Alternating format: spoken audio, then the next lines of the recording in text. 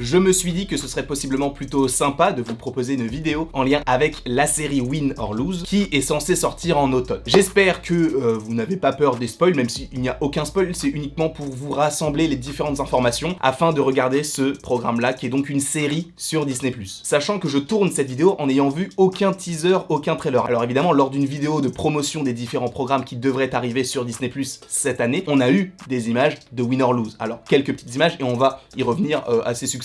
D'ailleurs, je vais vous les diffuser durant cette vidéo. Et du coup, cette petite vidéo va vous permettre d'en savoir un petit peu plus concernant ce programme de Win or Lose. Sachez que, comme je vous l'ai dit, ce programme arrive en automne 2023. Donc ça arrive à grands pas. Et comme je vous l'ai dit, c'est une série qui arrive donc sur Disney+. Et ce n'est pas la première fois qu'on a eu ce genre de programme, puisqu'on a déjà eu Doug Days ou encore Cars sur la route. Premièrement, c'était une sorte de spin-off série en lien avec Lao, et de l'autre côté, en lien avec Cars. Sauf que certains vont me dire, oui, mais il y a aussi Monster at Work, enfin Monster at Work, donc Monstre au travail. Sachez que cette série n'est pas une série Pixar, c'est une série Disney, tout court. Pixar n'est absolument pas impliqué dans ce projet. Et ce qui est très intéressant, c'est que Win or Lose est la première série Pixar à être 100% originale. Comme je vous l'ai dit, Doug Days ou encore Cars sur la route, ce sont des programmes spin-off sériels en lien avec des films qu'on avait déjà vus. Là, c'est la première fois qu'une série Pixar n'est issue d'aucun autre programme. Donc, c'est une série 100% originale. Et on y retrouverait donc les Pickles, qui est donc une équipe de softball. Et en gros, ce qui est très intéressant, c'est qu'on les suivrait au cours d'une semaine jusqu'à leur match le plus important de l'année. Et ce qui est cool, c'est que chaque épisode devrait se consacrer à un personnage. Alors pas forcément un personnage de l'équipe, mais on devrait possiblement avoir un épisode sur un des enfants de l'équipe, un des parents d'un des enfants de l'équipe, ou encore le coach. Et je trouve que c'est super cool d'avoir organisé tout cela, sachant qu'on sait quelques petites choses. Dans le sens où, déjà premièrement, ça risque d'être une série un petit peu plus adulte que Doug Days ou Cars sur la route. Par exemple, on a un enfant qui se reçoit des méchancetés un petit peu partout, et pour se protéger, il va se créer une armure. Et en fait, c'est quelque chose qui est très psychologique. Tout se passe en fait dans la tête des gens. Quand il a une armure, on la voit pas réellement, mais lui la sent et la voit. Et je trouve que c'est assez original parce que du coup, chaque personnage aura ses démons, aura ses faiblesses et aura ses moments de gloire. Et je trouve que c'est génial comme idée d'avoir fait ça. Et il me semble qu'il y a un personnage un petit peu plus âgé qui semble être une maman qui, pour le coup, change d'apparence du jour au lendemain en se regardant dans le miroir. Et pareil, je pense que ce seront des choses que nous verrons pas spécialement de l'extérieur, mais c'est vrai que du coup, ce sera en fait quelque chose de très intérieur. Et je pense que cette série, même si c'est une série d'animation, devrait soulever quand même beaucoup de questions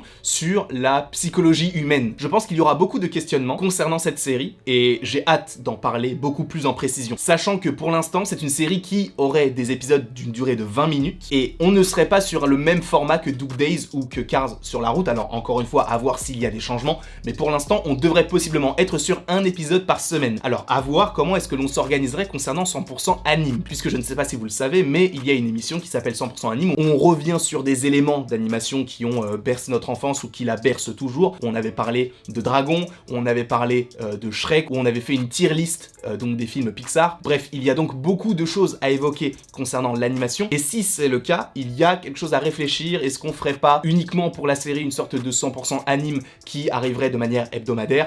À voir. Sachant, pour rappel, que 100% anime maintenant est sur Twitch. Donc n'hésitez pas à aller en description, vous aurez le lien du Twitch si vous voulez aller le voir. Et du coup, les réalisateurs principaux de la série sont Carrie Hobson et Michael Yates. Alors Michael Yates, j'ai essayé de me renseigner, je sais qu'il travaille chez Pixar puisque j'ai vu son LinkedIn depuis 2015, mais j'ai pas réellement vu sur quel projet. En revanche, pour Carrie Hobson, je sais qu'elle a notamment travaillé sur Toy Story 4, Luca ou encore Buzz l'éclair. Donc ces deux personnes sont vraiment bien impliquées du côté Pixar et j'ai hâte de voir ce programme qui donc devrait arriver à l'automne 2023. En tout cas, j'espère que vous avez apprécié cette petite vidéo. N'hésitez évidemment pas à l'aimer, à la partager, à la commenter et à vous abonner. Cela me ferait bien évidemment extrêmement plaisir. Et après toute cette longue vidéo, il ne me reste plus qu'à vous dire à la prochaine pour la prochaine.